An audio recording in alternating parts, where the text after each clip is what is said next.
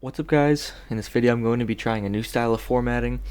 I'm going to be predicting the 2026 Supercross finishers, including the top 5 from each region, which is the West, East, and 450s, with some MX bikes in the background. Most of these will be based off the 2025 finishes. So starting off, here are the 2025 SX East point standings. So in first we had Tom Biao with 180, Seth Hammaker with 177, RJ with 173, Nate Thrasher with 137, and Colin Park with 131. Starting with the 5th spot, I'm going to pick Chance Imus. He's really a sleeper pick, and he is really good at being consistent with his finishes. He could push into the top 5 if some of the more popular riders would struggle a little bit more, but I think that because of his consistent finishes, he will definitely push into the top 5. Coming into the 4th spot, I'm going to pick Nate Thrasher. There's not a lot of much to say about him. I just think with 2025's finishes, he will end up in the 4th spot again. Rounding up the top 3, I'm going to pick Tom Biao. Tom's really a great rider with his finish of 2nd in 2025.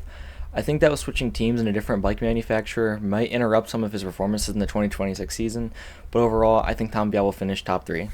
Moving on to the 2nd place finisher, I think RJ Hampshire will fill that spot. Last year, the point difference was so close that only a few positions away he would have made the 2025 SX champion. And finally, my predictions for the 2026 SX season 250 East is Seth Hammaker. Seth's unbelievable speed last year and consistency will make him the champ. Last year it seemed as if his title was robbed from him in the final round. So my overall 2026 250 East predictions are Chance Imus in 5th, Nate Thrasher in 4th, Tom Viall in 3rd, RJ Hampshire in 2nd, and Seth Hammaker in 1st.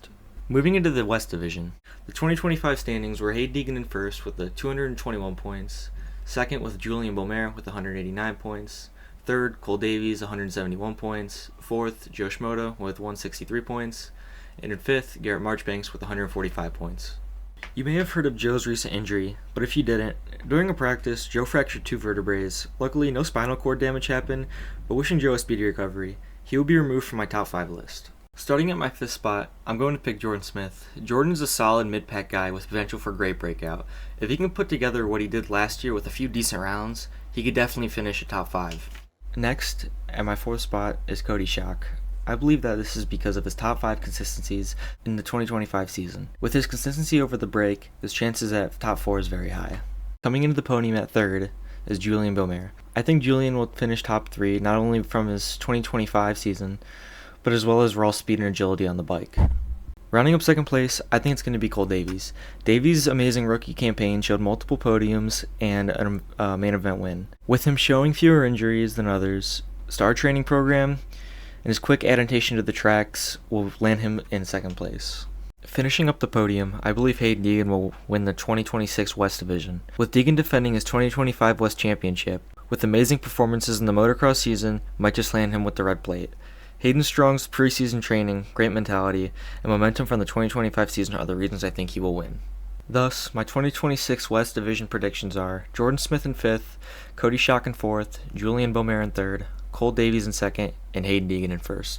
Moving away from the 250s, I'm going to be moving into the 450s. So here are the point standings from 2025. So we have Cooper Webb in 1st with 365, Chase Sexton in 2nd with 363. Moving into 3rd, we have Justin Cooper with 281. 4th, Malcolm Stewart, 277. And in 5th, Ken Roxon with 271. Starting at my 5th spot, my fellow Ohioan, Aaron Plessinger. With Aaron's 5 podiums last year, plus a hard-earned win, he still shows he has potential to run in the top 5 contenders. Next, in my 4th spot, I'm picking Jett Lawrence. As of making this video, Jett just had an ankle injury, which even could be serious, but also a little less serious, which he might race, just depending on what he thinks. But besides his injury, Jett's a really good rider with all of his speed, and some of the progress from his 2025 season, where he didn't ride that much, but he's been training a lot. But unfortunately, with that injury, he will get set back. So I'm going to put him at my 4th for now. If he doesn't ride, then I will remove him. Next, in my 3rd spot, I'm going to pick Justin Cooper. But I'm also going to pick Malcolm Stewart in case if Jett does not race because of his injury. My main point on Malcolm Stewart is that based on his last year finish, it was pretty good. He finished out, I think, top 3 or 3rd. But with Jake Coop's consistency with multiple podiums with Star Yamaha has been really good with him. He placed 3rd overall. Overall, with a few mistakes and team support, he will land him in 3rd place. Rounding up 2nd place, I believe Cooper Webb will fill that spot. With his 2025 championship last year, but coming off 13th in the Pro Motocross Championship, might lead him to getting 2nd place. And last but not least, I think Chase Sexton will be the 2026 450 Supercross title championship holder. Chase is a really great rider, placing second last year, only one position away from taking the title away from Cooper Webb. The 2026 title is really up for grabs between him and Webb, but for now, I believe that Chase Sexton will win the championship. So, my 2026 predictions are Aaron Plessinger in 5th, Jett or Malcolm in 4th, Justin Cooper in 3rd, Cooper Webb in 2nd, and Chase in 1st. So, my championship holding predictions are Seth Haymaker for East, Hayden Deegan for West, and Chase Sexton for the 450s. However, I'm going to pick Jake Hoop for a potential breakout and steal the title away. These are only my bold thoughts of last year's performances, but if you agree or disagree, please leave a comment on who you think will win. Thank you guys for watching this video. Peace out.